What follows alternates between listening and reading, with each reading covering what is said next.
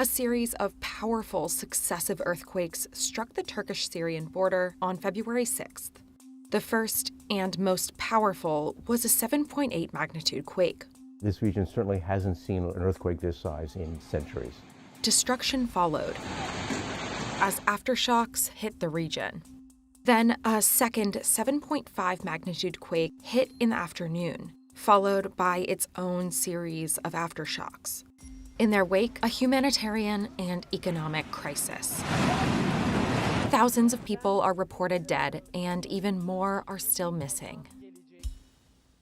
It's not the first time this region has suffered a violent quake, and it won't be the last. To understand why, you have to look under the surface, where three tectonic plates converge. Together, these plates cause a unique and potentially devastating type of earthquake.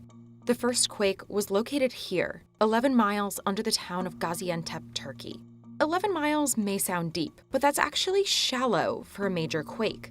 The town is especially vulnerable because it sits near the meeting of two tectonic plates.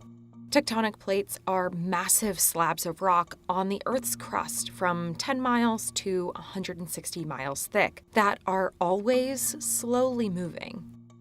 You can take the Earth and divide it up into several large plates that are all moving around each other, and most earthquakes occur at the boundaries between those plates. This one is called the Anatolia tectonic plate. It's actually a microplate due to its tiny size, and it's constantly under pressure. That's because it's being pressed upward against the Eurasia plate by the Arabia plate. That pressure is squeezing the Anatolia plate westward, where it faces even more friction from the Africa plate, which is also moving upward. The Anatolian microplate is caught in a vise between the Arabian plate moving to the north against the Eurasian plate, and this small plate is being pushed aside as a result of that motion. That means the boundaries between the Anatolia plate and the Africa and Arabia plates are trying to slide against each other, as the Anatolia moves to the west and the Africa and Arabia move to the east. These borders are called strike-slip faults, and when the friction builds up between the plates as they're pushed in different directions until it's too much, they slip.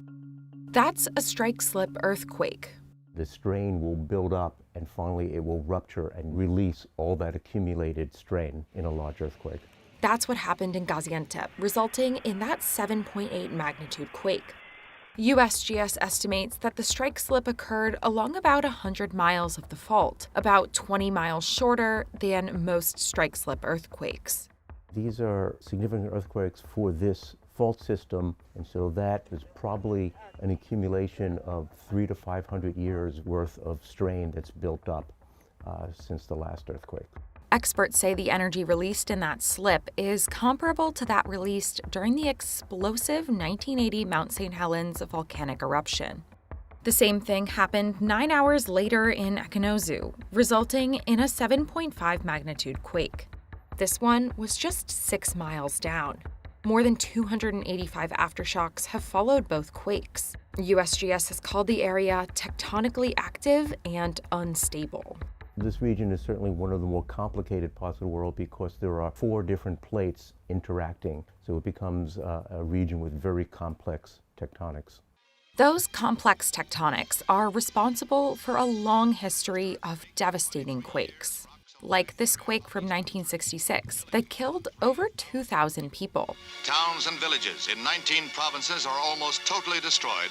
The 600-mile North Anatolian Fault produced 7 large strike-slip earthquakes from 1939 to 1999. And 3 earthquakes of magnitude 6 or larger have occurred within 155 miles of Monday's earthquakes since 1970. But there hasn't been a large earthquake since 1999.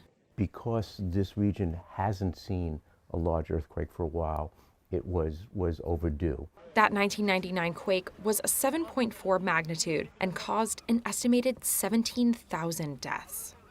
For now, USGS estimates there could be billions in economic losses. The biggest thing is the destruction and loss of life, and it's going to take them years for recovery. But will there be more disruption if the 2 quakes spark a third? Experts aren't sure. It may put extra strain on some of the nearby faults, or it may relieve some of the strain on the nearby faults. So it'll take some time to figure out whether further earthquakes are more likely or less likely in this region. But due to the three-plate convergence, it's not a question of if there will be another earthquake. It's a question of when.